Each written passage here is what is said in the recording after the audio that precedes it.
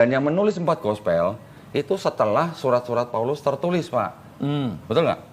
Setuju nggak, Pak? Paulus atau 4 gospel dulu yang ditulis? Gospel dulu. Enggak. Ya, menurut ini ya. Ini memang sekali lagi karena kerumitan di situ. Enggak ada rumit sebenarnya, Pak. Tafsirannya banyak. Oke. Memang Injil terakhir atau surat terakhir itu Yohanes waktu masih. Enggak, yang pertama ditulisnya dari 4 gospel itu. Yang pertama apa, Pak? Aku pernah membaca, mempelajari itu Yakobus. Surat Dari Yakobus. 4 gospel.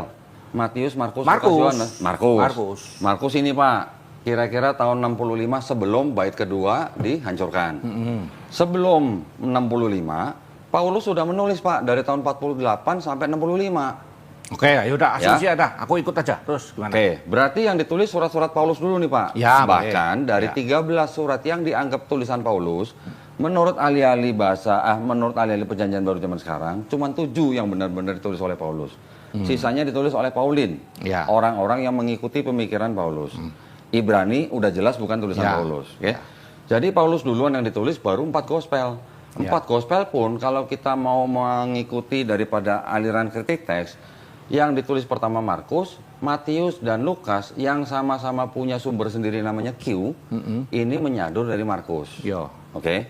Baru yang terakhir Yohanes tadi Bapak bilang. Jadi kalau Matius, Markus itu kira-kira tahun 75 sampai 85 Masehi. Oke. Yohanes baru 95 Masehi.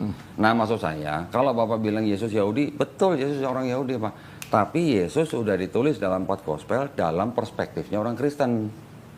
Oke. Ya. Kalau Bapak mau cerita atau mau tanya perspektifnya Yahudi terhadap Yesus gimana?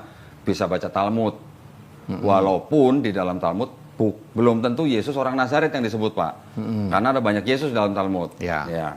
Sekarang maksud saya gini, poin saya adalah ketika ada sebuah kitab yang belum ada Kristen, yang nulis Yahudi, yang nyusun Yahudi, berarti yang punya otoritas untuk menafsirkan kitab ini kan orang Yahudi. Iya. Setuju. Saya tidak akan menolak ketika Bapak bilang yang berhak menafsirkan perjanjian baru adalah orang Kristen. Iya. Cuman yang jadi masalah, gap yang sangat besar itu adalah seperti tadi Bapak bilang, bahwa orang Kristen membaca perjanjian lama menggunakan kacamata Kristen. Iya. Nah,